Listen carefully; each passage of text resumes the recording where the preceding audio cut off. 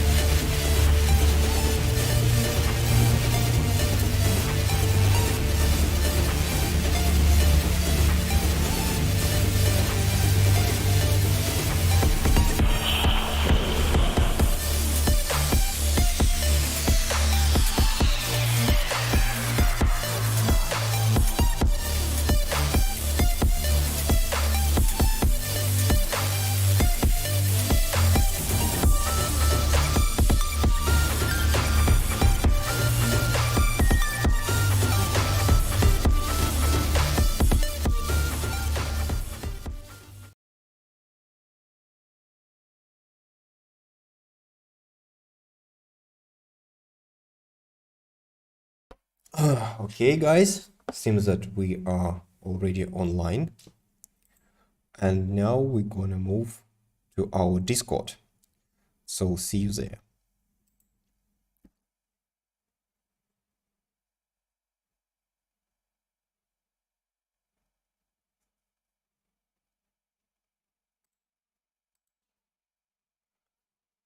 Okay, Michael, do you hear me? Yeah, I'm here. I can Okay, hear you. guys. All right.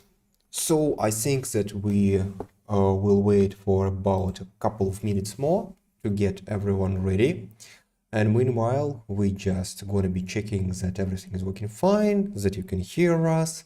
Meanwhile, well, I'm happy to greet everyone who is online with us this day, this morning, the evening, whenever you want, whatever time zone you're living at. Okay, so today we are gonna have our regular Q&A stream telling about Beast Tower coming, news, plans, and what happened during recent times.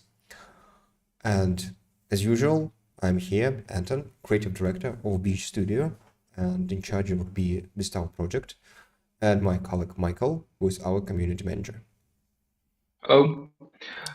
So the topics that we are going to cover today are pretty important since a lot of people has been wondering and asking us when is the public test coming, when are we going to play the game, and we can finally answer that. It's coming soon, and today we're going to talk about the things that we improved or implemented, basically the things that you will be able to experience in the upcoming playtest. And we are planning to start from the hero that wasn't in the last playtest, what has been talked about quite a bit by us, and there were a lot of posts made on this hero with art, with what inspired us to make it the way it looks. And it's the vampire, obviously. So I would like to ask Anton to explain a bit more in detail about the vampire and the process behind it. Sure. Well, but before I start, just want to mention that first of all, it's Q&A stream, and first is the word Q, the letter Q, which means that questions. So feel free to ask your questions in our chats on Twitch, YouTube, Steam, in our Discord. Well, but no, currently we'll be just monitoring the mentioned broadcasting platforms, of course. And also you can join directly into our open voice Discord channel. So you just can talk with us online and be part of this stream as one of the participants. Okay, so talking about the vampire, well, I would like to notice that we've already talked and showed much about this new beast, and I don't want to repeat things which you may be already familiar with, although, of course, there are stuff which I need to mention, so you just know what's going on and what's be coming in the coming playtest. So first of all, if you want to learn just thoroughly about the vampire and mechanics, visuals, development, and etc., you should go to the Steam, where you can find our report from the previous October, where you can find a very full description of the whole character's development process, starting from figuring out what kind of character we're gonna do, what technical differences we faced, and what kind of references did we use in order to create this creature.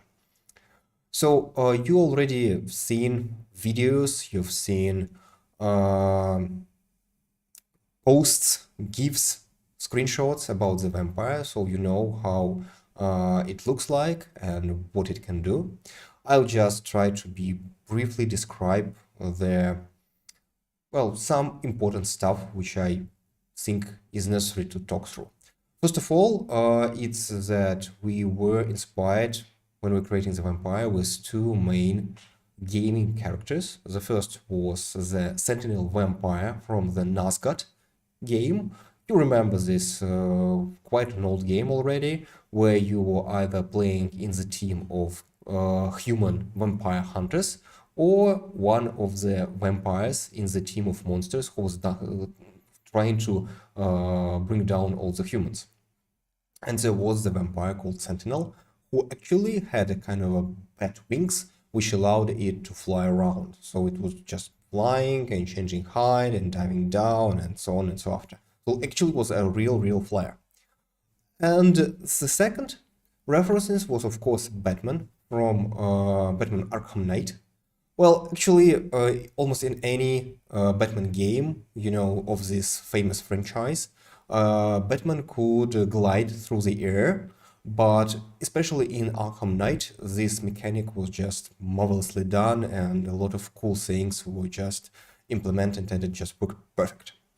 That's why we decided that in order to avoid any problem and maybe overpowering, and also make sense of the climbing and parkour, this kind of a beast movement, beast parkour around the haunted city.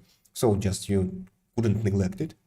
We decided that the vampire could only glide. So when you start your flight, you just slowly losing the height, and at some point you just reach some rooftop or just the ground level. So anyway, being a vampire in Beast Tower, you need to climb, you need to change height and use different abilities in order to get an upper ground. Then you just start flying around, seeking for a prey, dive down and get it. The second thing, of course, is the visuals, because people want to have something cool and interesting. And here we face the common problem almost every developer generally, and every concept artist in particular faces. You need to create something cool, something interesting, but still familiar, so people can easily understand what you are showing them and how this or that is working, living, playing, and etc. So we decided that, of course, if we want to make a vampire, we should use. Well, you see, the point problem was that we didn't want to use some regular vampire, some human-looking body with wings, like some dark angel or stuff like that can fly around. So a separate shoulders with separate, these winged arms and so on and so after. So also we wanted it to look like beast, like a monster. And that's why we decided that we should be using some kind of a mixture of a monstrous bat and a kind of a human being. So in this case, we decided to make really hands wings.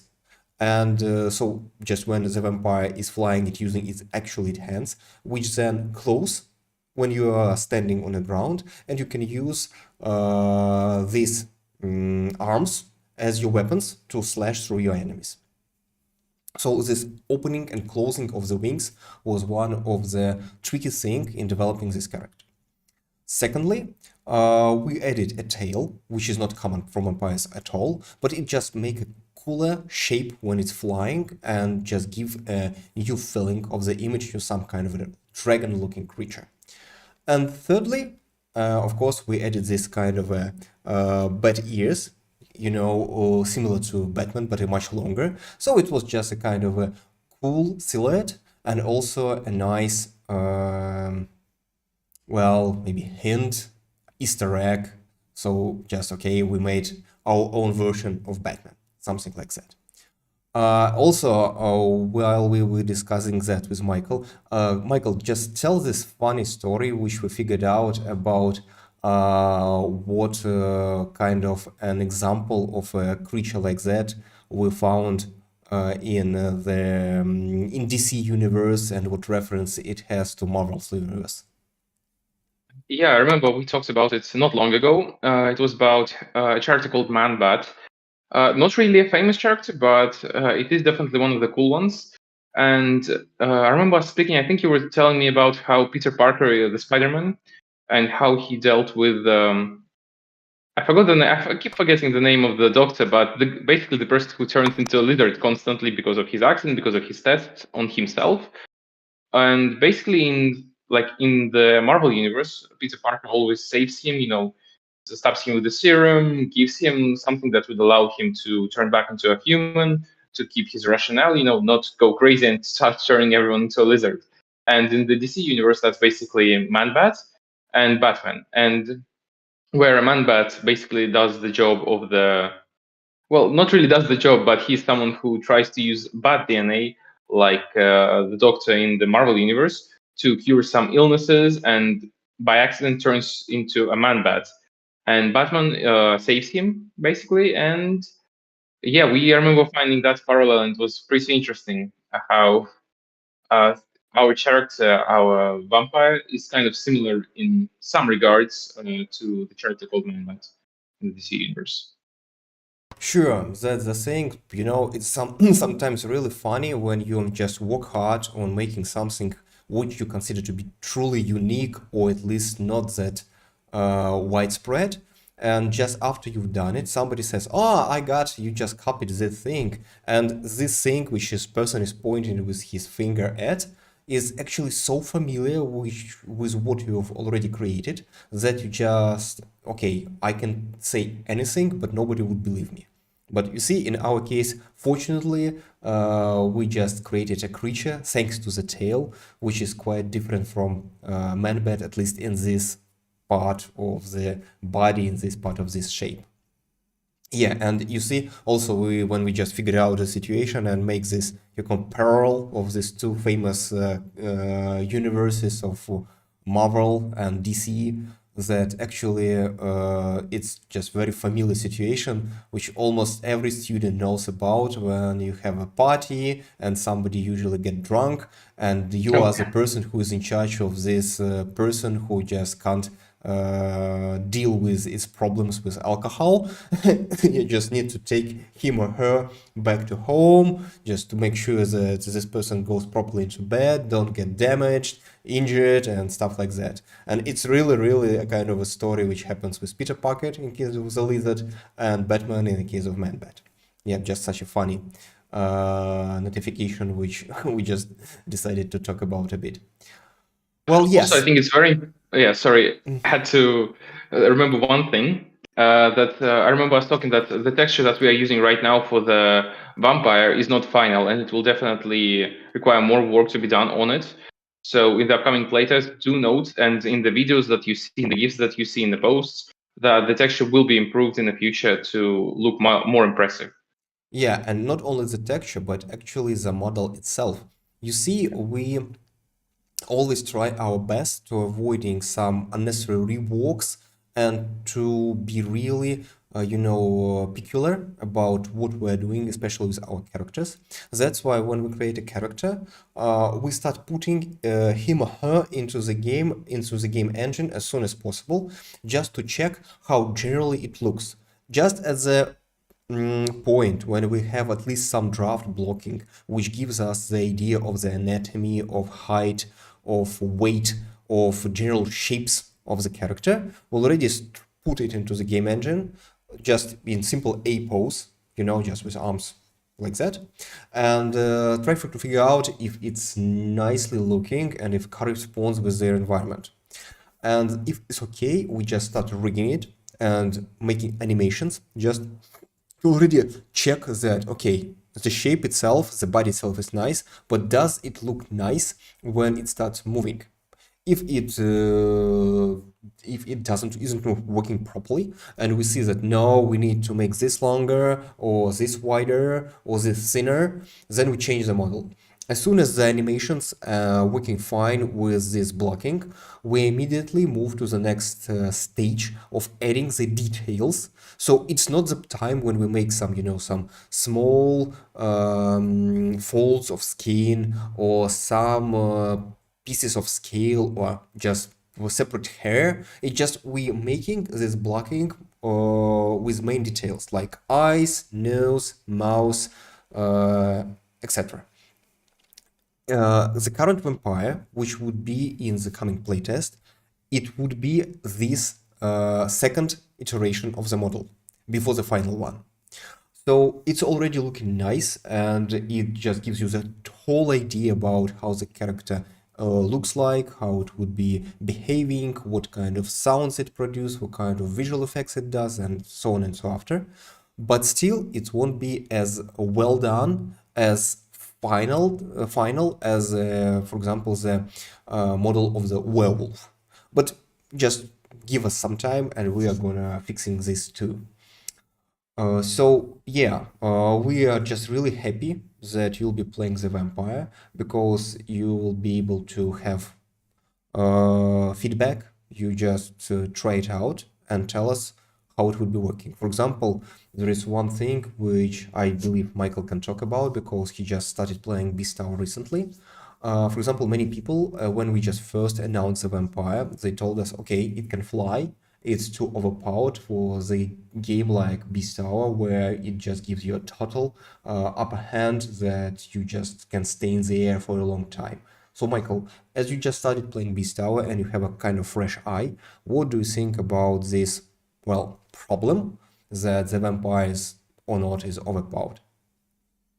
Honestly, before starting to play, I actually thought the same. That I thought that vampire has the ability to fly. You look at everyone from above, and there is a saying that basically gamers never look up, and that's kind of the case most of the time. So it's definitely an advantage, but it's definitely not overpowered because as soon as I started playing, I found out that I don't feel like there is an overpowered character because like you choose a character by your playstyle. So you play like I would say 6 games, at least 2 games on each character, maybe more.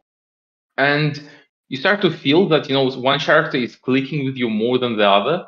For example, for me, it was Zealous, and I tried to play Vampire. I thought, like, oh, this is going to be OP. I'm going to play it. This is going to be fun. It is definitely advantageous sometimes. For example, when you are an open part of the map, or when you have an ability to attack the person from above, especially someone who is low health. But it's also a big disadvantage in regard that compared to a werewolf on the ground, it's definitely not as fast, and it's much harder to chase raiders compared to the werewolf, because raider can always go down another level, go down to the catacombs or any other area basically that's under the, I would say, the normal level of the map, or just go through doorways, or go through any of the escape mechanic, for example, like the doorway, you can roll under it, right? As soon as the player does that, vampire has to give up for that hand, on that hand, because he already lost his initiative, and if he continues it, he will just get sprayed with attacks, and by the time when the fight starts, he's already low HP and dead basically. So it is definitely advantageous to play vampire, but it's only in certain situations. In other situations, it would be advantageous to play as a werewolf or zealous or yudoku. It's very situation based and it's skill based, I would say, even more. It's more like you have to play to find out which character clicks with you the most and you enjoy the most.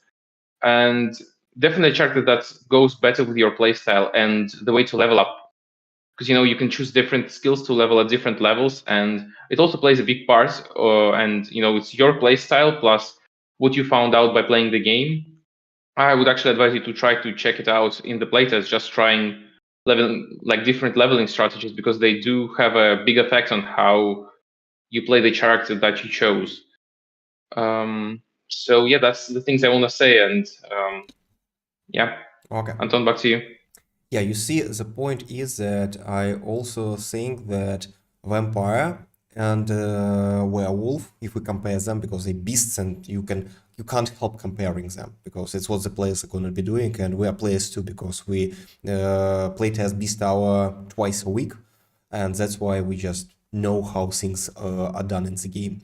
The point is, what I would say that, and I'm really happy that we managed to achieve this result, that you can't say that, okay, werewolf is weaker, vampire is stronger, or vice versa.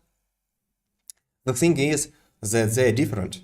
Because a werewolf, it feels like a real wolf or a kind of a hunting hound. So if it gets on somebody, it just starts chasing the raider or another beast until he finishes the prey. The prey escapes, or just the werewolf is forced to stop chasing because he's just so low that he's gonna be dying, right? But it's just chasing and chasing. You just feel this, that you just are on the trail, on track, and you should never stop. And all the mechanics, especially this fast running, allows you to do that. Vampire really is more like a hunting bird. So like an eagle, like a falcon or something like that. So you fly, you look for a prey, you go down and you try to finish the prey as soon as possible. If the prey escaped, just managed to increase the distance, use some escape mechanics, as Michael described, go down under the roof, goes into some underground, you're more likely to give up on the hunt, try to get on the higher ground again. Especially Vampire has a special ability which allows just to, of course, on a big cooldown, but still you just can press a shift button and you can just fly high in the air just from the very low level and get on the height you need, and you just start looking and start moving around the map and looking for another prey. So it's just a kind of a two types of different hunt. So as a werewolf, you chase. As a vampire, you notice, you go down, you use all your abilities, you try to kill the enemy. If you fail to do it, you just return back to the, going through patrolling the sky.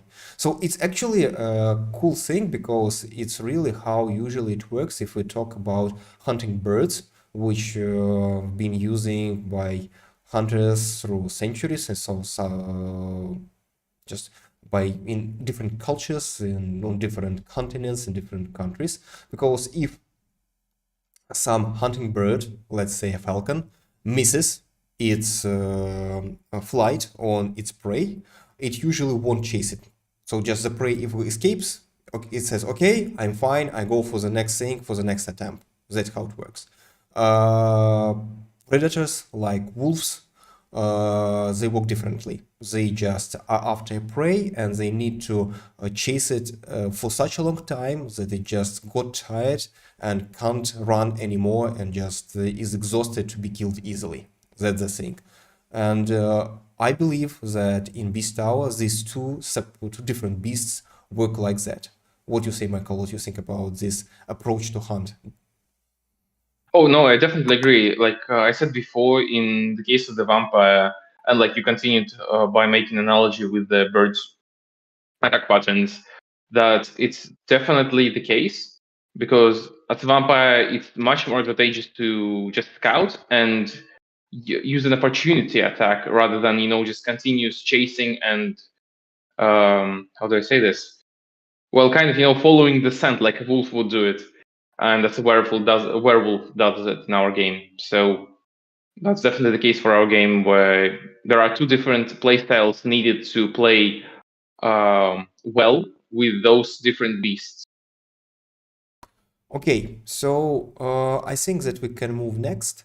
Michael, could you please check what is our next feature, which we are happy to tell guys about for the coming playtest? Yeah, so next we should talk about how we worked on the map, how we added new escape mechanics, and right now there is many more of them. We talked about them in posts, we showed GIFs, videos on YouTube and other social media platforms. So people who are following us there are already aware of them, probably.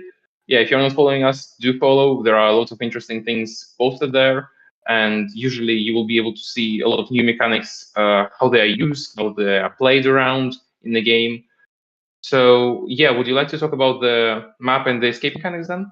Yeah, I would just, but before that, I just want to ask you, what are your most favorite and most, well, I would say not maybe favorite, but things which you really got excited about when you first started playing Beast Tower? What places, what landmarks, what elements, places on the map just you remembered most from the first game?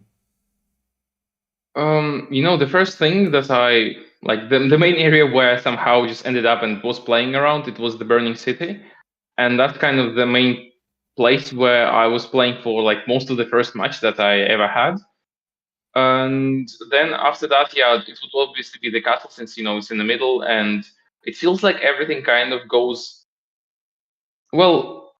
How do I say this? It's quite hard to put my words exactly on it, but like there is always an enemy or I mean another player around the castle somewhere. So when I can't find someone in my area where I am at that moment, I either use a portal to go to a random area where I can maybe find some player to fight with or another objective to complete. Or if I don't find a portal, I just go to the center of the map, which is the castle, and no, I'm not sorry, not the castle. You mean Well, the I would just temple? say, yeah, Yeah, temple. Sorry, excuse me for my English. Yeah, so I go just to the temple, and that's where I usually find someone to have a fight with, or another objective, or another arcana place, another place where I can collect arcana. So yeah, it will definitely be the temple and the burning city, Mhm. burning parts of the city. Yeah, well, currently we just updated the map visuals, although of course we talked about them much and showed you previews and screenshots, as Michael said, but it's completely different feeling when you just try it directly into the game. That's why we're just really, really happy to learn what you think about them when you just get into the game. And also the escape mechanics, which you all already know. So what's going to be there? So there would be the mists, where you can become invisible as a raider for a short period of time. There would be vault objects you can jump over to get a speed boost. You can have special broken walls you can roll below in order to make your chaser beast break it, wasting precious seconds before you can just find a proper place to hide. We have special ropes which get you up on building rooftops in just a matter of seconds, or zip lines which allow you to travel from one height to a lower part and with no problem. And some new stuff, like we have bridges which connect buildings and rooftops, so you just can just run from one rooftop to another, but keep in mind the bridges are broken and you need to hop between pieces of bridge in order not to fall down on the ground. And another thing is special black holes, portals, which you can use in order to travel to another part of some random point, but it also helps you to escape stuff, or escape your opponents. Or if you want to explore the map quicker, or just to change the place of the city where you currently is looking for XP, you just use this portal and you immediately move to another place. It's quick, and it takes no time and allows you to travel for very huge differences if you are lucky, of course. Yeah, I definitely agree with that. And honestly, I find myself using portals quite often, especially, well, I usually use them to escape because, like we said before, werewolves are quite fast on the ground, and it's definitely my go-to escape mechanic, other than the invisibility mist, to, use it to get out of the fight when I'm in low HP and trying to survive. Yeah. Okay, so, oh, sorry, Yes. continue. Yeah. I wanted to agree with you. We also needed to talk about the Yudoku's jump ability, how it was revamped from the Well, old it's a one. kind of, you see, yeah, we just, when we're talking about escape stuff, or we can mention that too, because, every raider has a shift ability, which allowed him or her to quickly just move in some direction to change height, actually some jump, teleport, something like that. And we just made a new animation for Yudoku jump, super jump shift ability, where you make a special flip in the air. Well, it's a kind of quiet non-gameplay efficient thing, so it just doesn't change any timing or spacing, but it's just a kind of a cool thing to have, because for quite a long time Chidoko was just jumping, and it was just okay, the very same animation that your usual jump.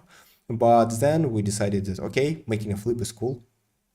You can check some of our recent posts where we just have a very cool GIF showing how this flip is done twice. If you level up properly your ability, you can just make 2 jumps in a row with a shift. Yeah, that's it. And also another Yeah. stuff you're also familiar with. I believe we should talk about that, Michael. It's about the skins, right? Oh yeah, about the skins. So you probably saw in our post, especially on Steam and on our other social media, we talked about skins and how they will be used in the future, and our kind of designs, drawings, and the styles that how we expect them to look like. At the moment, though, we have kind of placeholders for them that are kind of like it kind of became a joke in the team and between the people who play the game with us to test it, for bugs and everything else, because the way that skins are done at the moment, they're kind of placeholders, and they are very they look very out of place in a pretty serious and how do I say this? Pretty gloomy game in some regards. They look very funny and comical, and mainly like you can see on werewolves, there is a monocle, and they're just like bright yellow color or bright red color. Or the skins for Yudoku, we can make the entire character look bright red, and yeah, so we kind of use them right now, and we decided to keep them in for the upcoming public test because well, it's a meme that's going around in our team, so it's kind of there to maybe make it a game a bit less serious for the moment while we're still testing it. But in the future, we will definitely, I mean, they will be definitely replaced for skins like shown in our drawings, in our work that has been shown by our designers in our posts. Yeah, I believe that's kind of it about the skins and how they're used at the moment, how they're shown. Yeah, as Michael said, Anton? it's just guys, just a placeholders, and we are just pretty straightforward with that. And of course, don't pretend that it's okay. It's a final skin when you have a kind of a monocle for a werewolf, which is nearly as big as his head, or so just it's ridiculously. Well, but you see, we used this as just for test purposes because we wanted to be sure that everything is working nice, and it's just more convenient to have a huge element on your character to make sure that it works nice, right?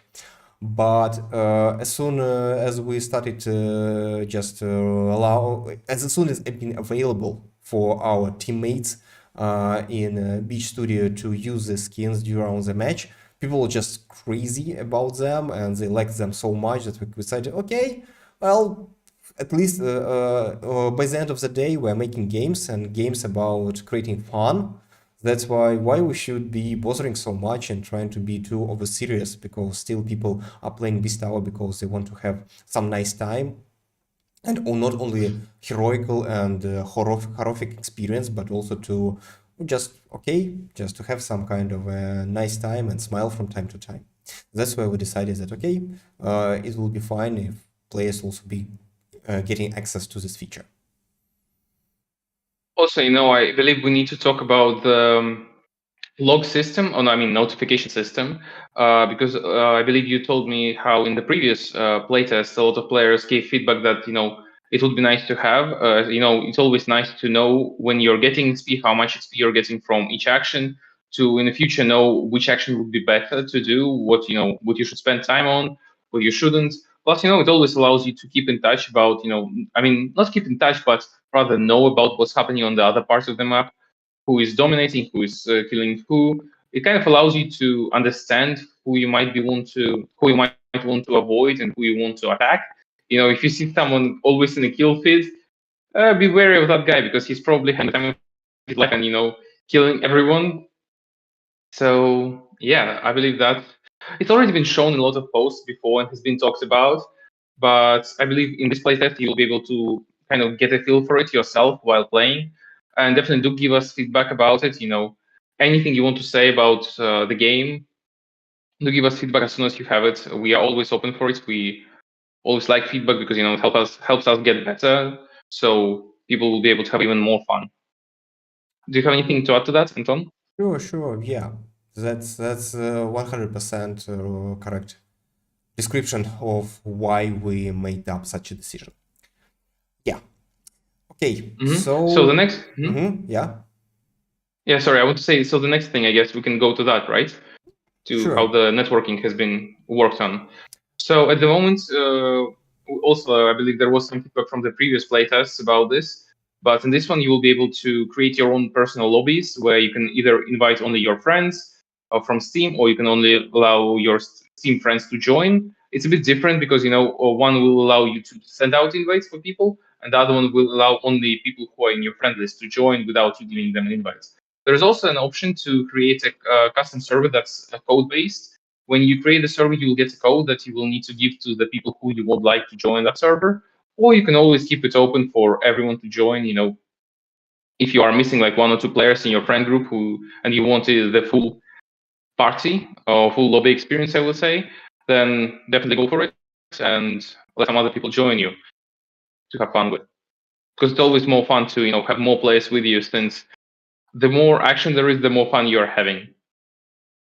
That's I believe, Anton, you can say maybe something about how hard it was to implement or easy. Well, I don't yeah, know. well, actually, Since I'm we worked developing. hard on the networking because you see, our previous version of netcode, it didn't allow us to make long playtests because it wasn't just not our solution. We were limited with the free package, which we had to use in order to give you the opportunity to play the game. That's why we decided that at least at this period of the development, we should just already give you the opportunity to play a longer time because you see, we had to make our engineers to just stay awake for quite a long time and staying late hours in the night in order to manage how everything is working because we had a very limited package and people had to be really sure that we don't go over the limit.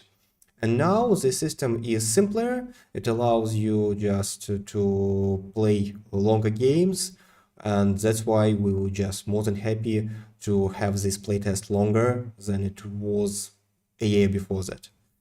Of course, it's just always hard to say to people that, okay, guys, we remake the whole networking, and it took us almost a year to do it because it's hard, guys. Just believe me, that's hard. Just take it for granted. But you see, for players, we totally understand that when you say them, okay, guys, we make a new networking, it could be working better than you worked a year before. Well, it's not a thing people are coming for the playtest, right? So people want new features, new characters, new mechanics, new visuals, and so on and so after. It's okay because so many things are happening. So many games, movies, shows are available. So if you want people to spend time to see your work, you just need to be sure that you provide them enough content, right? That's why we, of course, although the networking took most of the time, just most of the time we were working on the game for the previous year, but still we just can't, well, it's just a thing which we just need to mention so you know what we spend our time with, but also, as we've said, with just giving you a lot of new stuff. Well, so just you don't get bored and stuff like that. Apart from new networking and new custom games which you can create just as Michael said, to play only with people you want or just with some people you want and with to get and then add random players, you're free to decide whenever you like. But also there is an option that you can create a custom game and play it just as a tutorial. So you just can launch the map being the only player or in the haunted city. So you can try how parkour works, how the city is designed. You can try different activities. You can check how your abilities work. Well, I can't say that's a fully, tutorial level map, like, for example, in Overwatch, where you have just the whole training ground with a lot of bots, with a lot of moving bots, enemy bots, friendly bots, which you can use for any type of abilities you use, from healing to some crazy ultimates which destroy everything around you. Yes, it's not like that. It's just the regular map from the game which you can explore and where you can trace things. But it's the thing which allows you to learn the game deeper without the pressure of other players and without any problems that somebody can jump from the corner and kill you.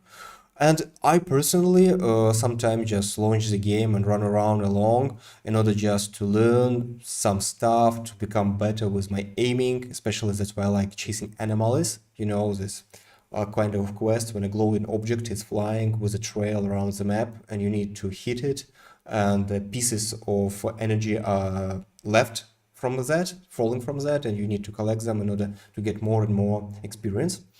Yeah, just chasing this thing and shooting just really improves your aiming. So it's a kind of exercise I'll recommend you to go if you, as me, are not as good with hitting stuff with pointing with your mouse.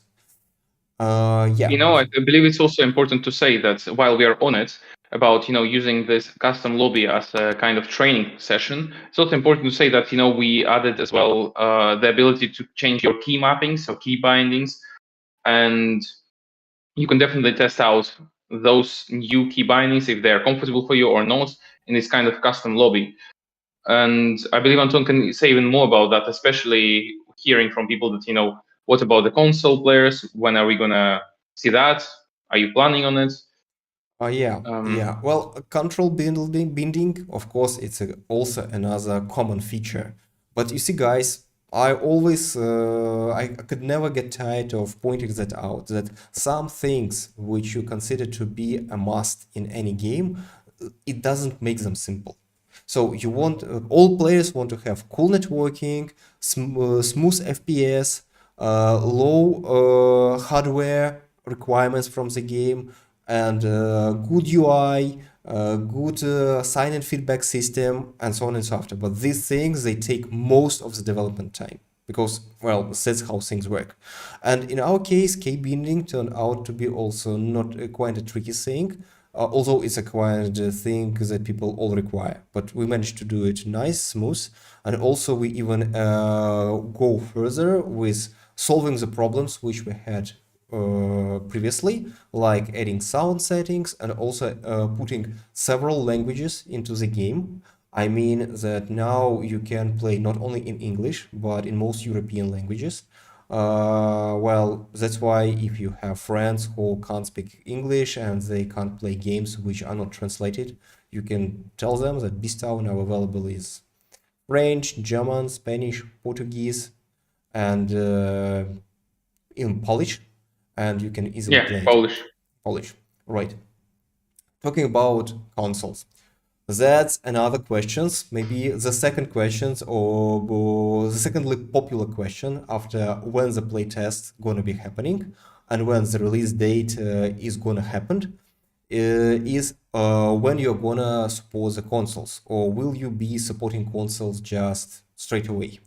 Guys, I would say that we're indie team. That means that we are self-funded and we are not working with any publisher or investor currently. That's why it's really hard for us to get all the licenses, all the agreements with the platform holders. I mean, PlayStation, Xbox, Nintendo Switch, and so on after.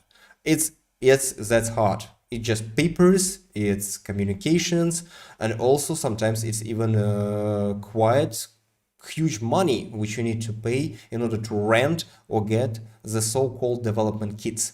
That's a kind of PlayStation, Xbox, which has a feature of being connected to the computer, so you can upload just directly into the console you built, and you can try out how they're working. And that's a kind of equipment which is really hard to get. That's why currently we can't afford that. But what we already can do and what we have already done is just we connected the gamepad. Yes, now you can play Beastow with a gamepad, so you can use just the direct Steam tools which allow to set up the hotkeys to bind whenever buttons you want. But of course, we'll be offering you the base layout, which we believe to be most comfortable one. So you'll be able to find, I think in the posts, we will just say that, okay, there is a link which you can follow in order to get this stuff in your just on your gamepad, so you can use the buttons which we consider to be most convenient and comfortable for playing Beast Tower. We already played a lot with the gamepad in Beast Tower, and we have in our team guys who are really good in Overwatch, and we're just saying that yeah, the game works with the gamepad pretty smoothly. Of course, it's only partial gamepad support. That means that all the hotkeys are written only for keyboard and mouse. So if you're playing with a gamepad, you unfortunately won't be able to see what exact button or other control element of the joystick you're using is binded to that or this command. So that's why, okay, guys, that's why I call this partial controller support. But still, yeah, you will be able to do it. I Yeah, also believe it's very important to talk. You brought up the topic of the graphics, right? And I believe we talked about it a bit earlier as well on another on another stream that we shown that's about how we decide on the graphics. And I remember speaking about, that I personally, when I played the first few games that I played, it was very cool that the game is so action based that, when you asked me about, so how do you like the graphics? What did you like enjoy? What was the most memorable bit? I was like, damn, I was like fighting most of the time, or doing objectives or something else. But I didn't really have time to look on other things. So, yeah, I forgot what exactly you said. Can you remind me? I believe it was something about clothing. that's a very good point because you see, of course, Beast Tower is a third-person game. In third-person game, you just have to deal with the graphics quality. You can't neglect it, right? Especially if it's a really 3D game. It's not you can move around all the heights and so on and so after. Yes, that's the thing which people are really, well, I would even say crazy about because games currently are looking just brilliant. They are starting looking closer and closer to movies. And sometimes, especially if you look on some cool presentation, for example, of Unreal Engine 5, you just amazed at the quality even of faces and humans, which look like, well, really, really, you trust what you see. But you see, the point is that we always wanted Beast Tower to be a game for massive, most players, and we totally understand that most people who play PvP games can't boast of with a very powerful hardware. That's why we had to make a kind of a tough deal that we would be keeping our graphic level at a certain, quality, which is good, but not maybe too perfect, like in most games which we can find now, because graphics, of course, it sells, it attracts attention, and so on and so after. But in our game, gameplay is the king. Yes, you can attract people with cool screenshots and graphics, but if this game won't be working on their machines, people won't play your game. Because how they can do it if the FPS is below 10, 5, or even just 2 or 1? It just makes no sense at all to play, especially a PvP game. The only game which I can say that both offers marvelous graphics and still is a truly PvP experience, I would say it's Hunt Showdown. Michael, maybe you can name some other game, but unfortunately, I don't remember even once. Honestly, I can't. I probably can't as well because once you said that Hound Showdown, I used to play quite a bit of that game, so it's definitely brings back some memories. And graphics there is definitely a good thing, but you also do require, like you said, a pretty beefy PC if you want to have fun in it.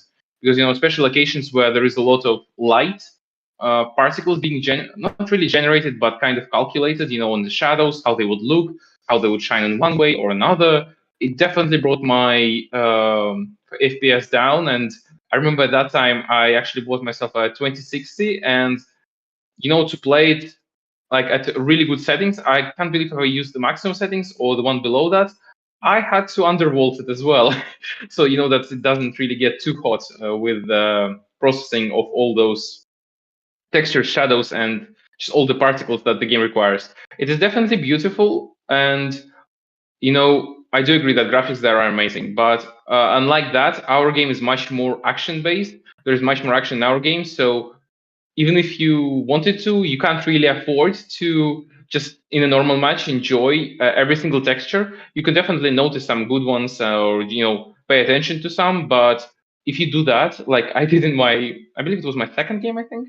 I was like looking through the map, just figuring what is where, how everything looks, and yeah, by the time I was like, okay, yeah, now I should fight. I looked at the bar and I saw that the next player, like the player who at the top, was like 2 or 3 levels above me, and I was like, okay, this is gonna be hard, because if you spend too much time in our game, just going around looking at everything, yeah, you're not gonna. Well, you will probably be able to level up, but it's definitely gonna be slower than if you are more objective focused, I guess, and or fight focused.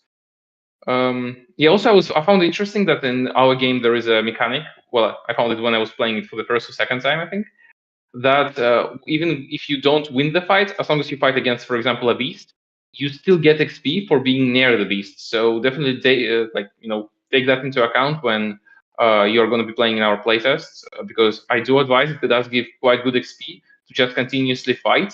Sometimes it is better to go for the objectives, but if you can't find the objective, I would advise going for the fight. It definitely helps with leveling up, and just being able to become the alpha and surviving in the end. Well, yeah, that's the thing because you see, guys, well, graphics, from my point of view, in most games, which are not story driven, or the games where you don't see the characters just very close to your camera, where well, graphics of course sells, but you see, spending a lot of resources on graphics in such games, well, which are not about stories, which are not about narrative. Well, it's not maybe the best way to to spend your budget, to spend your time and resources. Well, what I would love to say, that in our case we are trying to keep the requirements to the hardware as low as possible because, okay, it's a PvP game. We need a lot of players, so you have another guys and girls to play with. That's the thing. No other explanation actually works for that. And it's the only way why we are making the game with this graphics level as we're doing. And for example, I also liked the approach of guys from Larian Studios. I mean, those who created the Baldur's Gate 3 game, which is just rocking on Steam currently. You see, well, its game is really beautiful. It's amazing, just crazy. But some people, and I'm just really can't understand why they say so. They sometimes complain that if they bring their camera very close to the character, they make notice that it's not as detailed as, for example, in God of War series or some other games where narration makes sense, and these games are third-person games where you just always see your character close and your enemies close. I would just only agree with some wise reviewers who say that, okay, it's not the game, I mean Baldur's Gate 3, where you just see everything just close to your eyes. You just play a tactical game where you just actually move, playing like with characters who are just like chess figures on your desk. That's it. That's why you shouldn't be so crazy about that. The very same thing is in Beast Tower. Of course, if we had more resources and maybe we had more time just to spend exactly on map and surroundings, we could make them more detailed or may add some other things which makes them look a bit better. But guys, believe me, with this pace of gameplay, you would just have no time of standing and noticing these things.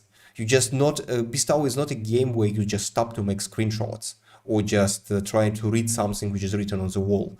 You just simply die or stay behind if you stop. You just run and run. That's why the game is played as a session game, and just you spend 15 minutes of your life just, okay, I'll just be fast, I'll be concentrated, I'll be just moving around, then make a short break, get a cup of tea and play another game. That's the thing. It's just session games, they work this way.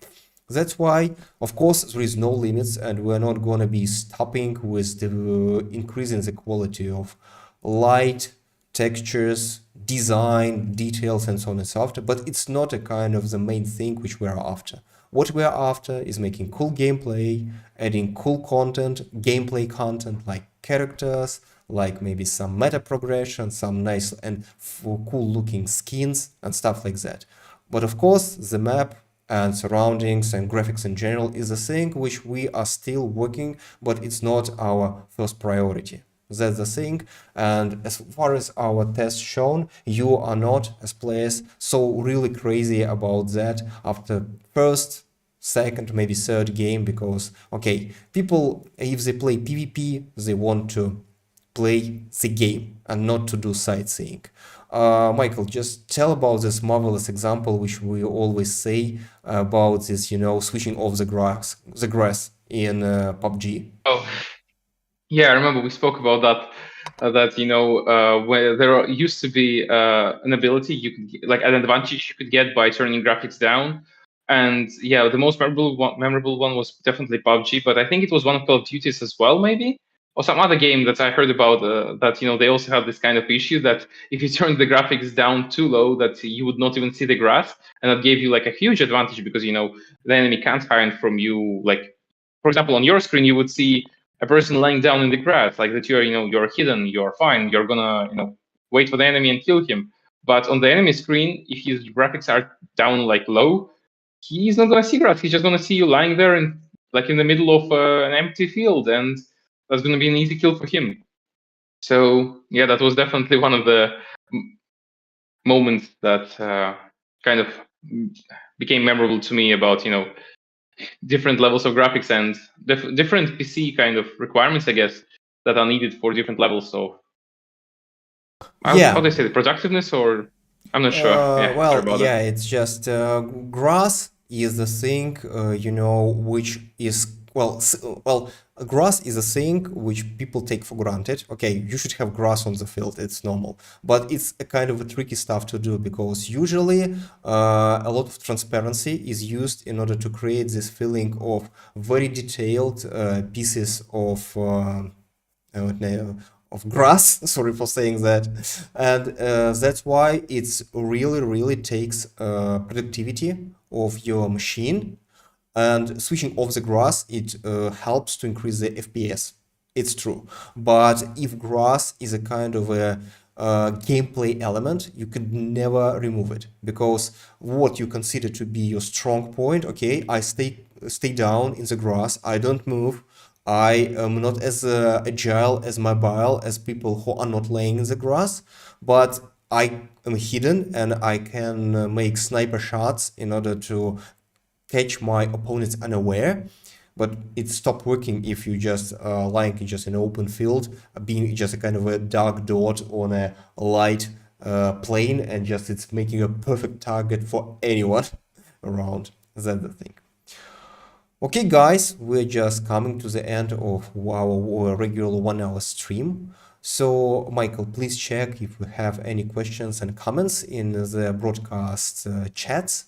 And meanwhile, I'll just want to say you that we're really happy that we're coming to this playtest. It was just quite a long way when we just, fixing a lot of stuff, struggling with many technical difficulties, and deciding what we can do, what we can't do. Yeah, it's a kind of our job as developers to go through all these things, but still, we are very happy that finally we can announce that this autumn the playtest will be available for you, and we will do our best to provide you with the best experience possible, and you just have lots of fun with Beast Tower.